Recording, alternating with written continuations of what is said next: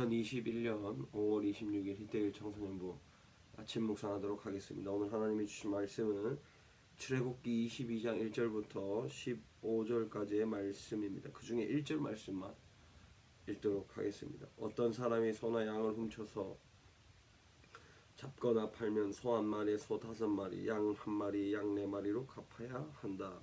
아멘.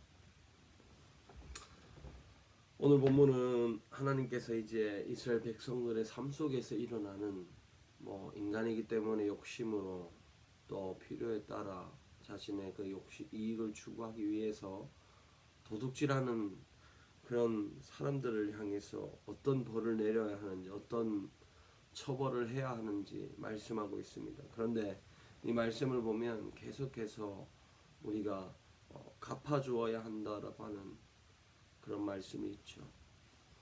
그런데 오늘 우리는 이 말씀을 조금은 다르게 한번 생각을 해볼까 합니다. 그리스도인이 도둑질하는 것이 과연 옳을까요? 물론 청소년기에 부모님의 지갑에서 돈을 훔친 적, 또 돈을 가져온 적이 있습니다. 전도사님도 그런 경험이 있죠. 그런데 그것은 나의 부모님의 돈이기 때문에 구중만 조금 들었지만 실제로 타인의 물건을 훔쳤다든지 이런 적은 없는데, 오늘 하나님은 그리스도인들은 타인의 물건에 도둑질하면 안 된다고 말씀하고 있습니다. 무엇보다 타인과 사람과 관계 속에서 하나님은 피해를 주면 안 된다 이렇게 말씀하는 것이죠. 내 이익이나 내 필요에 따라 누군가의 소유를 훔쳐오는 것, 이것이 상대방에 대한 상당한 피해를 주는 것인 것을 우리는 알 수 있습니다. 그렇게 하나님은 그렇게 사는 것이 옳지 않다고 말씀하는 것이죠. 그래서 오늘 우리가 살아가는 삶 속에서는 그리스도인들은 누군가에게 피해 주지 않는 삶을 살아야 한다 이렇게 말씀할 수 있습니다. 물론 살다 보면 피해를 줄 수 있겠죠. 그러나 그 피해 속에서 그냥 피해를 줬기 때문에 그냥 사는 것이 아니라, 피해 속에서도 우리가 그 피해로 말미암아 타인에게 먼저 용서를 구할 수 있는, 그래서 아마 하나님이 피해를 줬다면, 누군가의 것을 훔쳤다면 4배나 5배나 갚으라는 그런 말씀을 하지 않을까 생각을 해봅니다.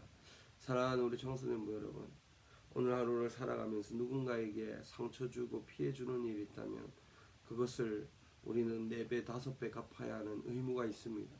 그리스도인들이 살아가는 이 삶에서 평화를 또 행복을 주어야 하는 그런 존재임에도 불구하고 피해를 주었다면 우리는 그렇게 누군가에게 미안하다 고백할 줄 아는, 잘못을 사죄할 줄 아는 용기가 필요한 것이죠. 무엇보다 우리는 거기까지 가지 않도록, 우리의 삶 속에서 그런 삶이 되지 않도록 오늘 하루 하나님 안에서 누군가에게 피해 주지 않고 누군가에게 상처 주지 않는, 그래서 누군가에게 굳이 아픔을 또 미안함을 고백하지 않아도 되는 그런 평화를 누리는 삶을 살기를 주님의 이름으로 축복합니다. 기도합니다.